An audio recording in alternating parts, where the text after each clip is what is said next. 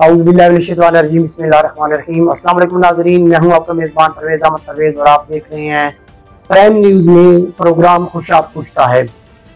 Programme Khushab पूछता है का सिलसिला दिन ब दिन आवाम में काफ़ी मकबूलियत इख्तियार कर गया है और अब आवाम के बहुत से सवालात हमारे पास मौजूद हैं जो हम अपने नुमाइंदों से पूछते हैं। अब खुशाब पूछता है में आज हमारे जो मेहमान बने हैं मलक चिराग अमीन अवान हल्का पीपली जमात इस्लामी के नामजद उम्मीदवार हैं। आइए आज आपकी मुलाकात हल्का पीपली से मलक चिराग अवान से करवाते हैं। उनसे हल्का पीपली के मुतालिक सवाल जवाब पूछते हैं जो आपने हम तक पहुँचाए हैं। अस्सलाम वालेकुम रहमतुल्लाहि व बरकातहू। जी मलिक साहब, सबसे पहले मैं आपको प्राइम न्यूज़ और प्राइम न्यूज़ की तमाम टीम की जानब से इस प्रोग्राम में खुशामदीद कहता हूँ। मलिक साहब, सबसे पहले आप अपना तारीफ करवा दें। चिराग मेरा नाम है और वादी सून का एक गाँव है नौशहरा, वहाँ से मेरा रहायशी ताल्लुक है और बुनियादी तौर पर कैंपस जो है वो उसी की है। इसके साथ साथ मेरी जो इब्तदाई तालीम है वो नौशहरा से मैंने मैट्रिक की है। FSC मैंने Islamia college civil line Lahore से की और मेरी जो MPhil है वो एग्रीकल्चर ज़राअत के अंदर है। 6 साल कोर्स है मेरा एग्रीकल्चर का, बहुत यूनिवर्सिटी में काम। मलिक साहब, बहुत सी जमातें और भी मौजूद हैं, आपने जमात इस्लामी का इंतखाब किया। आपकी जमात इस्लामी से वाबस्तगी कितना अरसा से हुई है? देखिए, जो जमात इस्लामी से मेरी वाबस्तगी है वो बहुत पुरानी है। मैं जब इस्लामी कॉलेज सिविल लाइन लाहौर में स्टूडेंट था FSC का, तो वहाँ पे इस्लामी जमीयत तलबा का माशाल्लाह बहुत अच्छा काम था। वहाँ पे मैंने इस्लामी जमीयत तलबा को ऑब्जर्व किया। हाँ, उसका मैं पार्सल नहीं रहा, उसमें शरीक नहीं हुआ, लेकिन यूँ ही मैं बहुत ही जल्दी यूनिवर्सिटी मुल्तान में मेरा एडमिशन हुआ और वहाँ एग्रीकल्चर के लिए मैं गया। तो वहाँ के माहौल को देखते हुए वहाँ पे इस्लामी जमीयत तलबा का काम उस लेवल पर मौजूद नहीं था। उस माहौल को देखते हुए मैंने वहाँ ज़रूरत इस बात की महसूस की कि यहाँ पे एक इस्लामी माहौल इस्लामी जमीयत तलबा फराहम कर सकती है और इस्लामी जमीयत तलबा से वहाँ पर मैं मुंसलिक हुआ और वो 6 साल अरसा जो है मैंने इस्लामी जमीयत तलबा के साथ गुजारा और उसी वक्त से मैं जमात इस्लामी की मुंसलिक। आपका इलेक्शन लड़ने का मकसद क्या है? देखिए, इलेक्शन लड़ने का कोई भी अगर इलेक्शन कंटेस्ट कर रहा है तो मैं समझता हूँ चंद बुनियादी चीज़ें हैं जो उसके लिए बड़ी ज़रूरी होती हैं। नंबर 1 ये होता है कि वो किस आइडियोलॉजी और किस नजरिए के तहत इलेक्शन लड़ रहा है। उसकी आइडियोलॉजी क्या है, उसका विजन क्या है, और अगर वो पहले इलेक्ट हो चुका है तो उसने अवाम की फलाह बहबूद के लिए क्या किया है, और अगर वो पहले इलेक्ट नहीं हुआ और फर्स्ट टाइम इलेक्शन लड़ रहा है तो उसका कोई विजन होना चाहिए। तो बुनियादी तौर पे हम इस पाकिस्तान के अंदर जो 76 साल से आइन और कानून के दरमियान तजाद मौजूद है उसको ख़त्म करने की जदोजहद कर रहे हैं।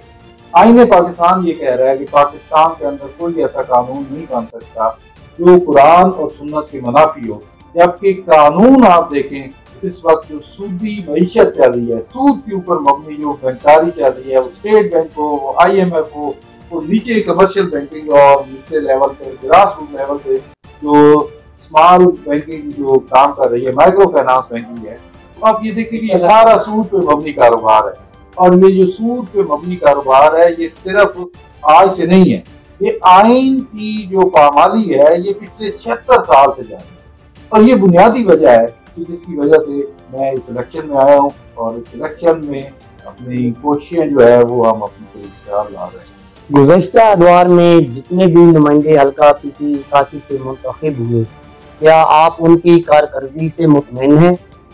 मैं समझता हूँ कि ये सवाल जो है ना, इसका बड़ा आसान सा जवाब ये है कि आप ये देखें कि इस वक्त इस हल्का पीपली में जो सबसे ज्यादा पजीराई मिल रही है अवाम में, जनरल पब्लिक में, वो जमात इस्लामी को मिल रही है। और मैं समझता हूँ कि अगर इस वक्त सबसे ज्यादा पजीराई जमात इस्लामी को मिल रही है तो उसकी बुनियादी वजह ये है कि अवाम, मेरी तो बात मुतमईन होने या ना होने से इतना फर्क नहीं पड़ता, लेकिन जो अवाम है वो अगर हमें पजीराई दे रही है तो इसका मतलब है कि वो मुतमईन नहीं है। अगर मुतमईन होते तो डेफिनेटली वो जो ऑलरेडी इनके कैंडिडेट जिनको वो मुंतखब करते चले आए हैं उनको पजीराई देते, हमें दे रहे हैं तो इसका मतलब है क्लियर कर दिया है कि वो उससे मुतमईन नहीं है।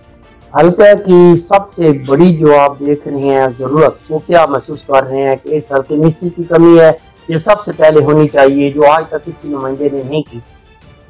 देखिए, ये जो खुशाब है, खुशाब के हवाले से मैं आपको एक बात बताना चाहता हूँ, और ये आप और सारे हल्के की आवाम थोड़ा सा ज़हन पे जोर डालेंगे तो बड़े क्लियर तरीके से समझ आएगी कि खुशाब में पिछले कई और लंबे अरसे से जितने लोग भी इलेक्शन में मुंतखब होकर असम्बलियों में गए, उन्होंने सिर्फ मुंह को ताला लगाए रखा है, खुशाब के हक की बात उन्होंने करनी।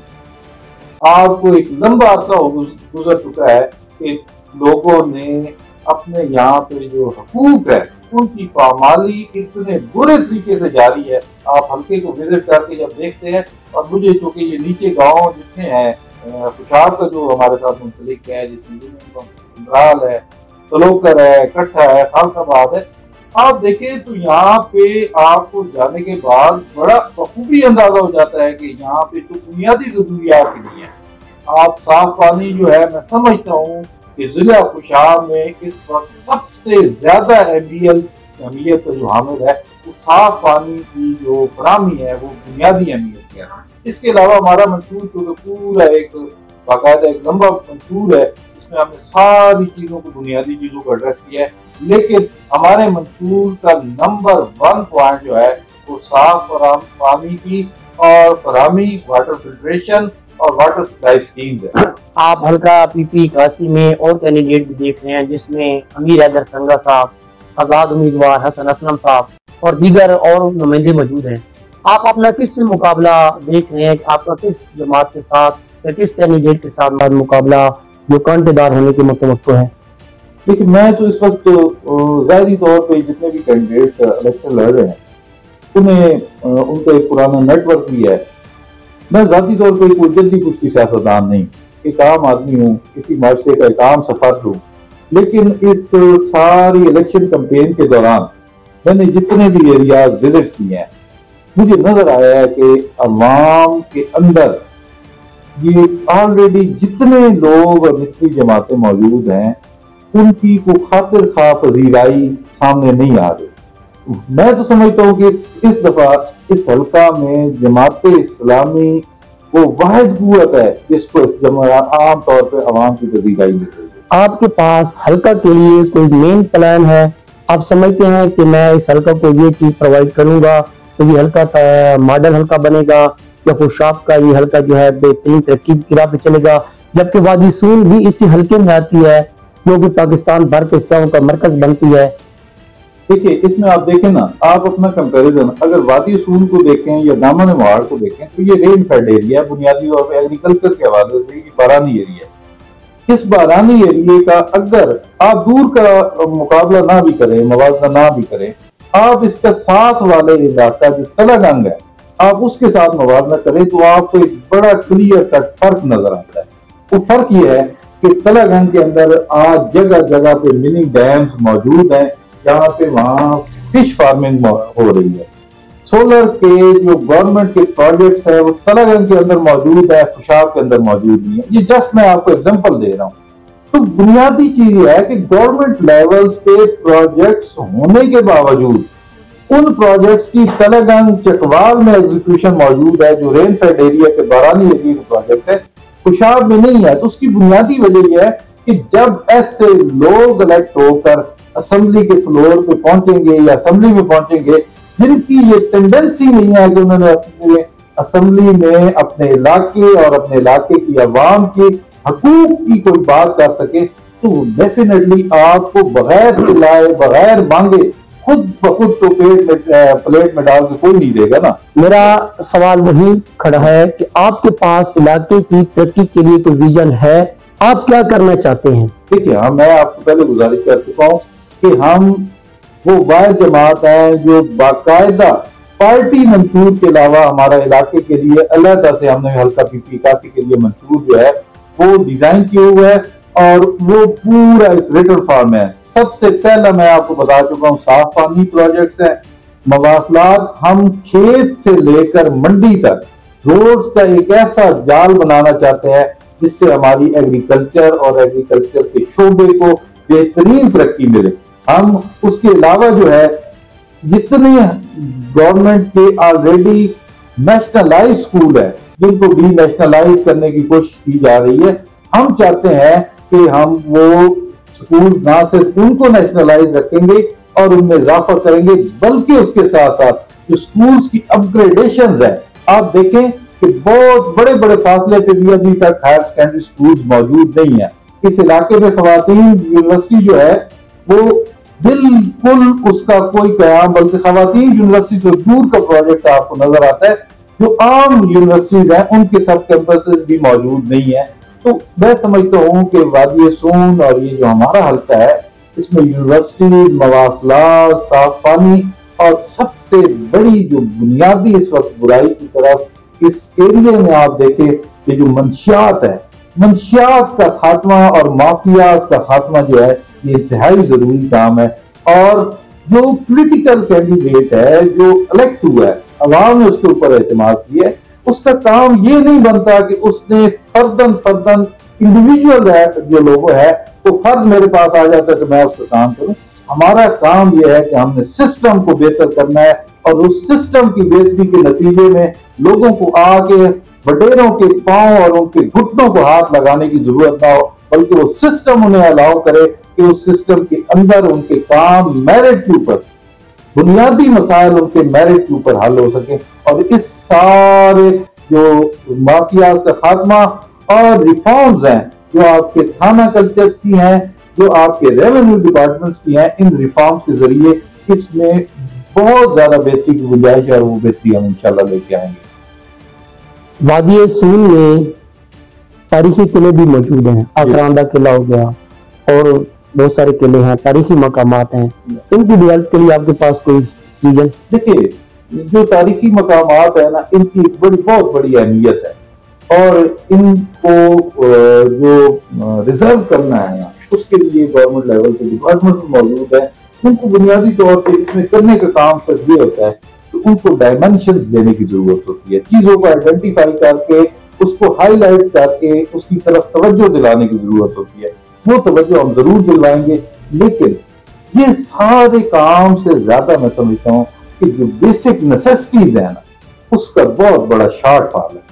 वो फर्स्ट ऑफ ऑल वो एड्रेस होनी चाहिए और इसके साथ साथ ये जितने और मामला हैं उसके डिपार्टमेंट मौजूद है और जहां जहां पे उसमें एफर्ट करके तवज्जो दिला के उसको सेहत को डेवलप करने की जहां पे जरूरत होगी तो वो डेफिनेटली डेवलप किया जाएगा। और वादी सून को आप देखें कि वादी सून की जो ब्यूटिफिकेशन है, जो उसकी खूबसूरती है, वो उस इलाके के पहाड़ और जंगलात हैं। आप वादी सून को सुई गैस दिए बगैर जंगलात की कटाई को रोक ही नहीं सकते। देखें, गरीब लोगों के पास सिंगल वन एनर्जी सोर्स है और वो लकड़ी है। वो कितनी सख्त सर्दी में लकड़ी जलाकर अपनी एनर्जी हासिल करते हैं और उसके जरिए से उनका काम चल रहा है। आप कैसे कर सकते हैं कि आप उस लकड़ी की कटाई को बंद कर दें और सेकेंड एनर्जी सोर्स भी प्रोवाइड ना करें? बहुत सारे लोगों ने बड़े बुलंदोबाज दावे किए हैं, लेकिन आज तक इसके ऊपर कुछ नहीं हो सकता। ऐसा है, यहाँ के नौजवान बेरोजगार फिर रहे हैं, इस मुतालिक आप क्या कहना चाहेंगे? नौजवानों के रोजगार के मुतालिक आप अपने इलाके के नौजवानों को कैसे रोजगार दिलाएंगे और कौन सा प्लान करेंगे? देखिए, इलाके के जो बेरोजगार नौजवान हैं उनकी डेवलपमेंट के लिए जब तक आप उनको प्रोफेशनली ट्रेन नहीं करेंगे, आप रोजगार के वसी तर मौके पैदा नहीं कर सकते। मैं समझता हूँ उसके लिए ऐसे इदारे कायम करना ज्यादा जरूरी है जो नौजवानों को इस लेवल पे प्रोफेशनल ट्रेनिंग दे कि वो मजीद माशरे में अपना एक इफेक्टिव रोल प्ले कर सकें। तो डेफिनेटली जो मदनियात का शोबा है ना, उसमें आप देखें कि एक बहुत बड़ा करप्शन का एलिमेंट शामिल है। जितना बड़ा करप्शन का एलिमेंट मदनियात में शामिल है, अगर वो रेवेन्यू प्रॉपरली गवर्नमेंट के पास इकट्ठा हो जाए, आप जो रेवेन्यू इकट्ठा करने के लिए आए बादशाहें करते फिरते हैं, फिर आपको ये काम करने की जरूरत नहीं है। नौजवानों के लिए ट्रेनिंग सेंटर कौन कायम करेगा? ट्रेनिंग सेंटर देखें, जो रियासत होती है ना, वो एक माँ की तरह होती है, उसने अपने माशरे के हर फर्द का ख्याल रखना होता है।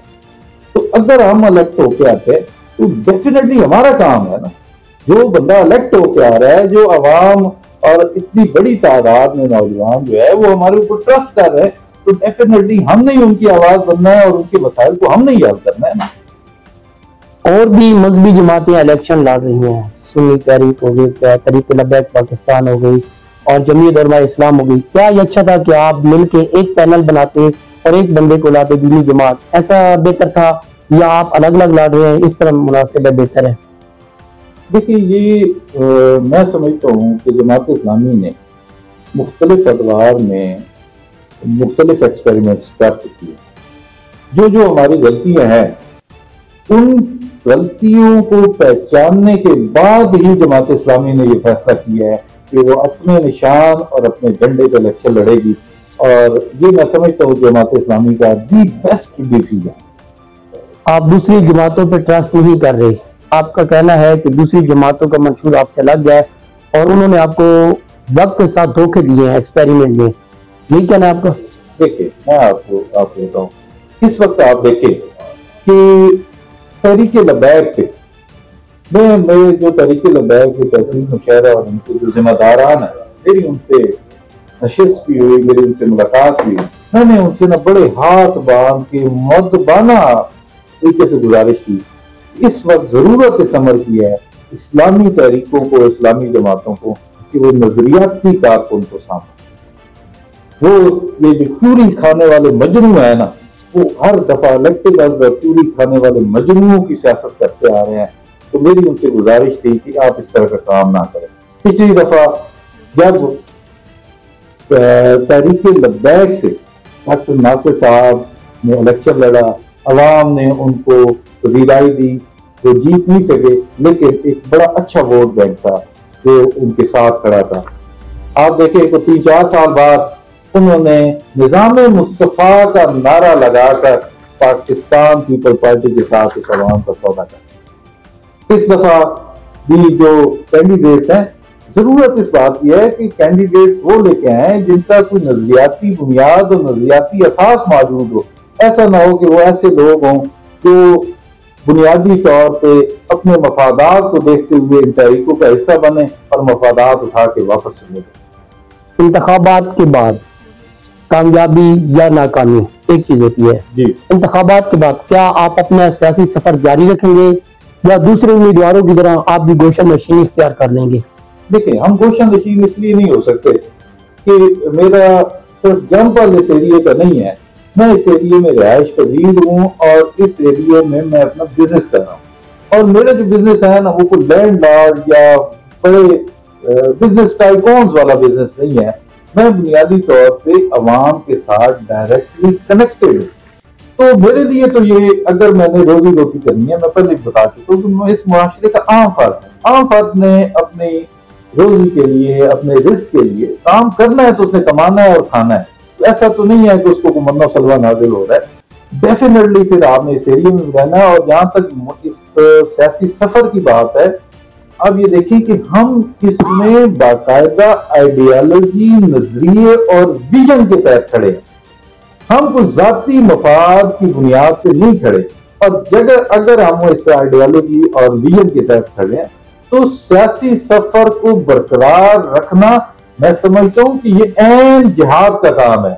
और जिहाद के लिए और इस दीन के सफर के लिए मैं समझ रहा हूं, और ये हमारी ख्वाहिश भी है और हमारी कोशिश भी है कि हम अपने सारे दोस्तों के साथ जब तक हमारे जिस्म के अंदर सांस चल रही है, हम इस जद्दोजहद को जारी रखेंगे। आपका सियासी बैकग्राउंड भी नहीं है और आपने फर्स्ट टाइम एमपीए के इलेक्शन में एंट्री डाल दी है, तो क्या समझते हैं आपके पास कोई तजर्बा है?